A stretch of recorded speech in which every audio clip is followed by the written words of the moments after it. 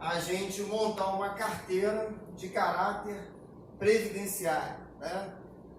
Então, basicamente, eu vou dar uma pincelada, uma geral, sobre os ativos financeiros que estão aí disponíveis para a nossa aplicação e para que a gente possa fazer isso também com estratégia, de forma estratégica. Então, antes de mais nada, é importante você conhecer quais são as categorias de ativos que estão disponíveis aí no mercado para você montar a sua carteira. Então, a primeira delas, a mais conhecida, a que quase todo mundo faz aplicação de uma forma ou de outra, é a chamada renda fixa. Eu vou até procurar correr aqui um pouco, acelerar um pouco mais, porque a ideia é só dar uma noção básica, porque nós, como investidor, quando você tiver lá o seu rico dinheirinho, né? Porque a matéria-prima de qualquer investidor, e aqui eu gosto de frisar o seguinte: o importante não é investir muito, mas investir sempre, né? É criar o hábito. Realmente essa é a chave, né? Não é você escolher o melhor investimento, isso é um mito, ou a melhor ação, ou o melhor ativo. Isso aí são fantasias. Existe investimento bom e nem sempre vai ter ano que a renda fixa, o Brasil tradicionalmente, sempre foi muito bom na renda fixa, é conhecido como o paraíso da renda fixa, né? Até pouco tempo atrás. Mas agora essa era ficou para trás também. Agora nós estamos entrando numa era nova, a era dos juros baixos. Então, como investidor, é importante eu ter tudo isso em mente. Fazer uma leitura mínima e básica do cenário ao meu redor, do cenário externo. Porque, na verdade, o investidor bom mesmo, ele vai fazer dois tipos de avaliação. O primeiro é esse introspectivo. Ele tem que se conhecer. Finanças comportamentais é muito importante para que você seja um bom investidor.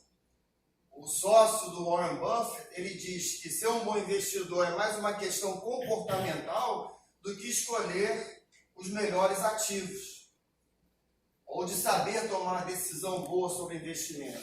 O que o Warren Buffett diz? Olha, na verdade, talvez você só precise fazer 20 decisões, escolher 20 ativos bons para você poder ter um retorno que seja realmente acima da média. Um retorno diferenciado, um retorno que faça diferença. Ao contrário do que se pensa por aí.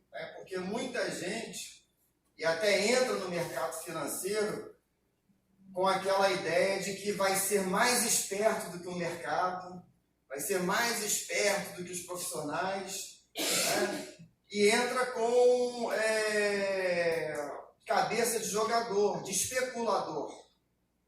E a primeira coisa que eu quero deixar claro aqui é que nós não somos especuladores.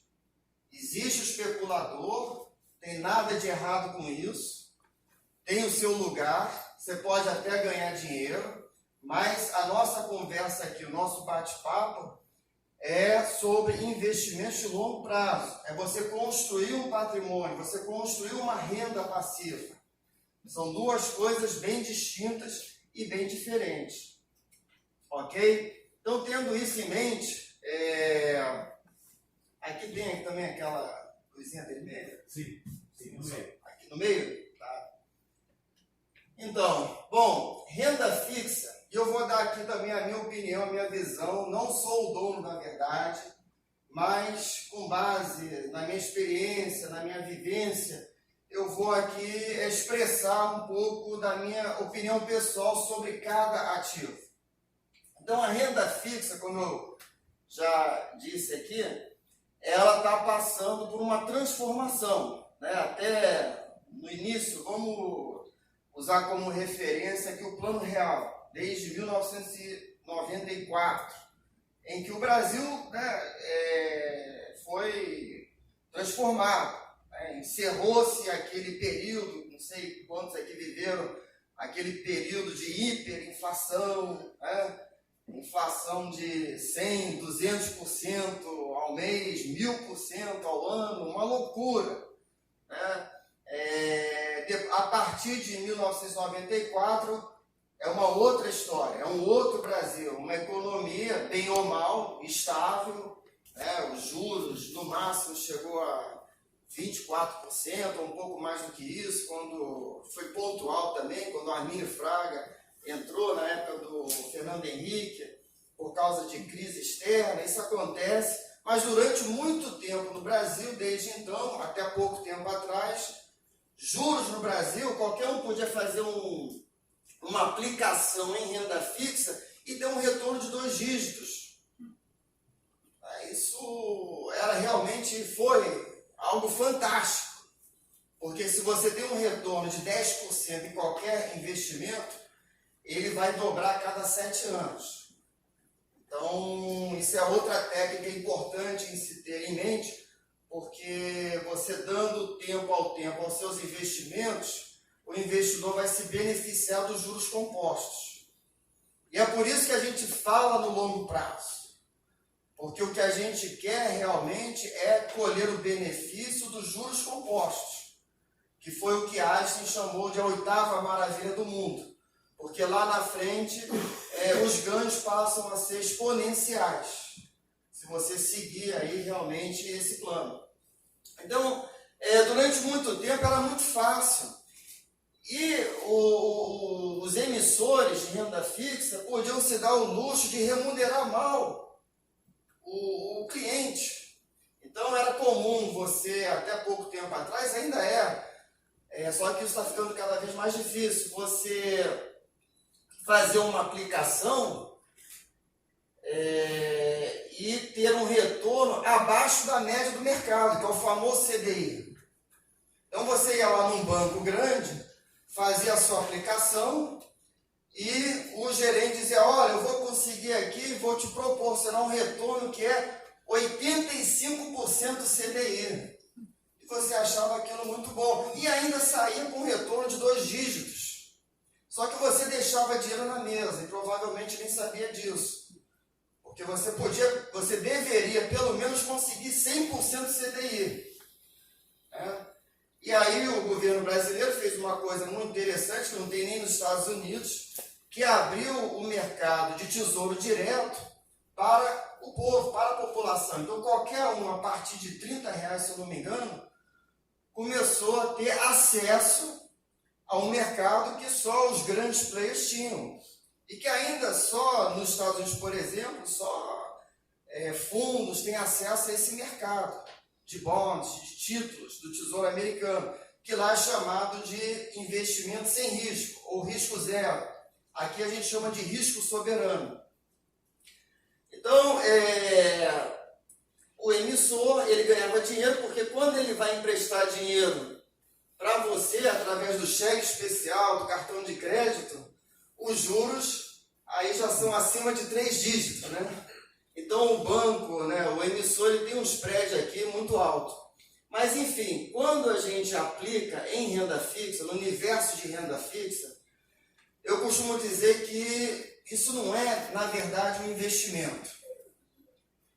Na essência do capitalismo, isso não é investimento. Na verdade, você simplesmente está emprestando dinheiro para um emissor. Pode ser o banco, pode ser o governo ou pode ser uma empresa. Se for o governo, por exemplo, você vai aplicar num título do Tesouro Direto. Então o emissor é o governo, por isso que chama risco soberano, porque a probabilidade desse emissor quebrar é quase zero. Nos Estados Unidos é considerado, em tese, risco zero, né? Porque, em tese, o governo americano nunca vai quebrar.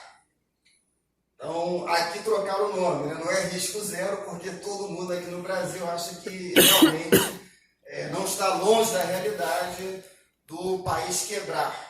Embora eu acho que assim, ficou muito mais difícil isso acontecer. Não que não possa acontecer, tudo pode acontecer, ainda mais no mundo dos investimentos. Porque o investidor, ele lida constantemente com as incertezas do mercado.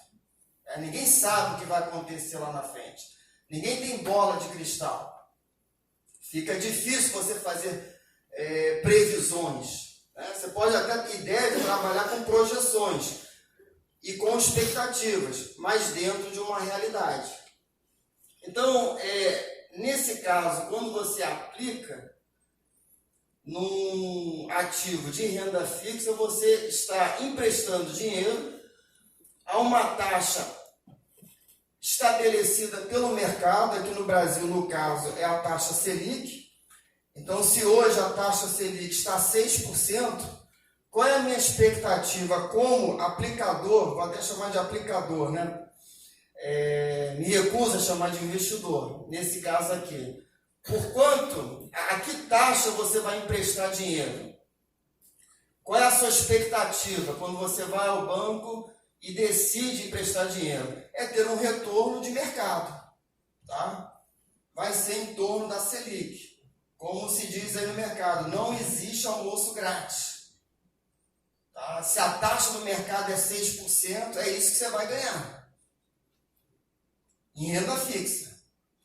Mas há 2 anos atrás eu ganhava 11%, ou 14,25% na época da Dilma. Mas naquela época o mercado estava mais nervoso. Só que isso acabou. Não tem mais 14,25%. Não adianta ir lá brigar com o seu gerente. A culpa não é dele, não é nem do banco. É taxa de mercado. É o mercado que determina as taxas. Se você for nos Estados Unidos hoje e querer aplicar em renda fixa lá, alguém sabe quanto que vai ganhar de retorno por ano lá? Tem alguma ideia? 2, 3%. Quem dá mais ou menos? 2,5%, não é? Não, era até 1 mês, 2 meses atrás, mas já caiu para 1,65%. Então hoje o mercado é dinâmico, ele vai variar de mês para mês, de ano para ano. Tá? Então a gente tem que sempre dar uma atualizada aí para também ajustar a nossa expectativa. Porque se eu chego lá nos Estados Unidos com uma expectativa de 2,5%, eu vou me frustrar. Tá? Então, renda fixa, ela tem o seu lugar como todo ativo. Eu estou até muito curioso, nunca ouvi uma palestra sobre criptoativos, estou até ansioso, né, para ouvir, porque eu acho que é uma realidade que veio para ficar e está acontecendo aí, né, no mundo inteiro. E eu quero ver como que ela vai poder se encaixar aqui nessa nossa estratégia, né? Porque aqui eu só vou falar de 3 categorias de ativos. E renda fixa, então, é uma delas, né? E é uma, assim, muito importante. O Warren Buffett, por exemplo, que ele mencionou ali, a empresa dele vale hoje talvez uns 700 bilhões de dólares. Em renda fixa, ele tem lá 100 bilhões de dólares. Então, renda fixa é meio que um caixa, ou um fundo emergencial. Aqui você pode ter um fundo DI, mas tenta pegar um fundo DI que dê pelo menos 101%, né, do CDI, ou um CDB que pague 105% CDI, 110% CDI, que também não é muita coisa, mas são os pequenos detalhes que a gente pode não deixar dinheiro na mesa. Tá? E essa diferença ao longo dos anos tem um impacto bastante profundo nas nossas finanças. Então, quando você chegar e negociar, é importante saber qual é a sua remuneração, né? Então aqui nós temos algumas estratégias. No vencimento você recebe o seu título de volta, o principal que você aplicou, e ao longo desse período você vai recebendo lá os juros contratados. Então é isso, não tem muito mistério, né? Se for o governo, você tem uma certa segurança, que é a segurança de um governo. Se for o banco, o banco grande, por exemplo, ele pode se dar o luxo de remunerar mal os seus clientes, por causa da conveniência. Então é muito difícil você ir no Itaú, no Bradesco, no Banco do Brasil e conseguir aplicar um CDB que seja acima do CDI. Se você conseguir, e o banco também estabelece critérios, tem que ter não sei quanto de dinheiro na conta para poder se qualificar, para poder receber algo que seja acima do CDI. Tem toda uma técnica, porque todo esse pessoal, eles se reúnem, eles são bem pagos para bolar estratégias de como extrair o máximo de cada um de nós. Então, muitas vezes a gente chega lá totalmente desprevenido, sem conhecimento, e acaba caindo, né, na conversa. São boas pessoas, mas são treinadas para matar. Ou seja, elas são treinadas realmente para cumprir as suas metas, para vender produto, para vender serviço. Então, a gente não pode realmente cair de bobinho nessa história. E um pouco de conhecimento já nos leva bem longe, em muitos casos.